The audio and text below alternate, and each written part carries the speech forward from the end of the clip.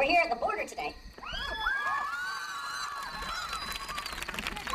Today, there are an estimated 11 million undocumented immigrants here in the United States.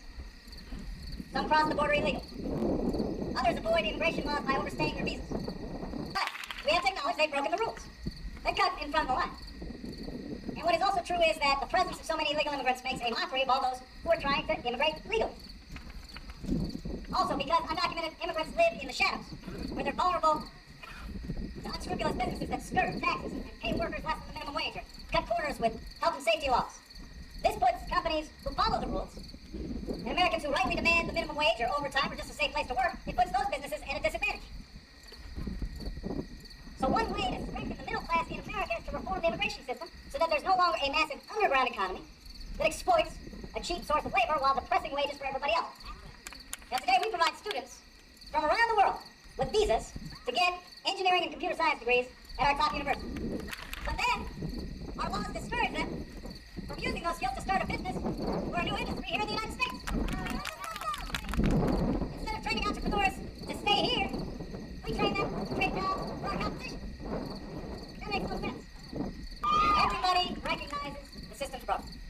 The question is, will we finally summon the political will to do something about it? And that's why we're here at the border today. And I want to say, we have strengthened border security beyond what many believed was possible. They wanted more agents at the border. Well, we now have more boots on the ground on the southwest border than at any time in our history. The Border Patrol has 20,000 agents. The Border Patrol has 20,000 agents, more than twice as many as there were in 2004. And then we continue. And I had a chance to meet some of these outstanding agents and actually saw some of them on horseback who looked pretty tough. So the fence is now basically complete. For the first time, we're screening 100% of southbound rail shipments to seize guns and money going south.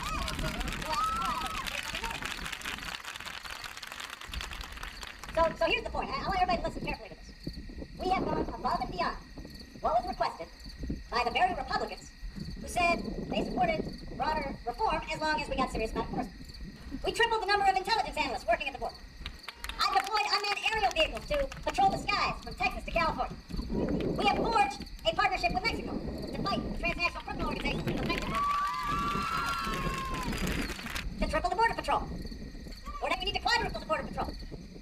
Maybe they'll need a moat. Alligators in the moat. We're also going beyond the border. Beyond the border, we're going after employers who knowingly exploit people and break the law. And we are deporting those who are here illegally. Yes, we can.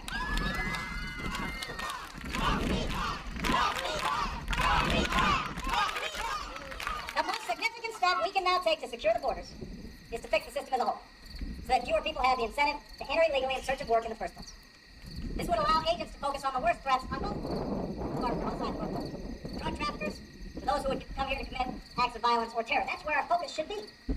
As long as we turn laws around the books, it's not just hard felons who are subject to removal, but sometimes families who are just trying to earn a living, or bright eager students, or decent people with the best of intentions. So, El Paso, the question is whether those in Congress who previously walked away in the name of enforcement are now ready to come back to the table and finish the work that we started.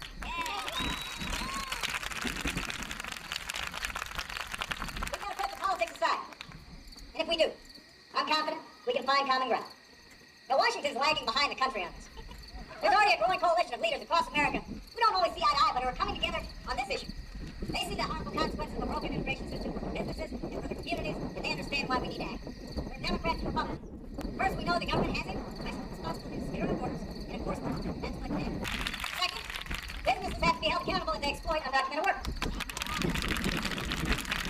Third, those who are here illegally, they have a responsibility as well.